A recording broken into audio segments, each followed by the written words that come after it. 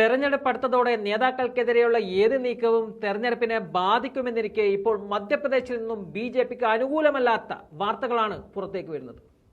Bhopal MPയും BJP നേതാവുമായ പ്രജ്ഞ സിംഗ് ഠാക്കൂറിനെതിരെ മുംബൈയിലെ പ്രത്യേക കോടതി ജാമ്യമില്ലാ വാറണ്ട് പുറപ്പെടുവിച്ചിരിക്കുകയാണ്.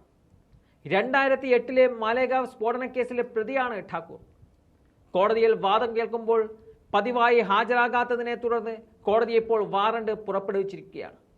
മാലേഗാവ് സ്ഫോടന കേസിലെ മറ്റു പ്രതികളോടും പ്രജ്ഞ സിംഗ് ഠാക്കൂറിനോടും കഴിഞ്ഞ ദിവസം ഹാജരാകാൻ മുംബൈയിലെ പ്രത്യേക കോടതി ഉത്തരവിട്ടിരുന്നു. എന്നാൽ കഴിഞ്ഞ ദിവസവും ഠാക്കൂർ കോടതിയിൽ ഹാജരായില്ല.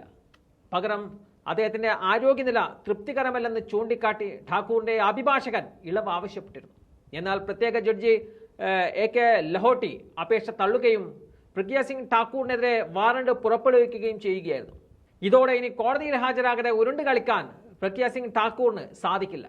ഹാജരായേ മതിയാവുള്ളൂ.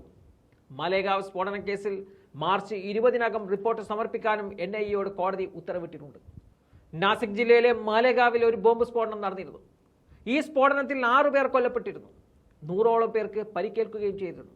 ഈ ബോംബ് സ്ഫോടന കേസിൽ ആകെ 7 പേർക്കെതിരെയാണ് കേസ് നടക്കുന്നത്. ഇതിലാണ് ഠാക്കൂർ ഉൾപ്പെട്ടിട്ടുള്ളത്. നിലവിൽ പ്രതികളുടെ മൊഴി രേഖപ്പെടുത്താനുള്ള നടപടികൾ പുരോഗമിക്കുകയാണ്.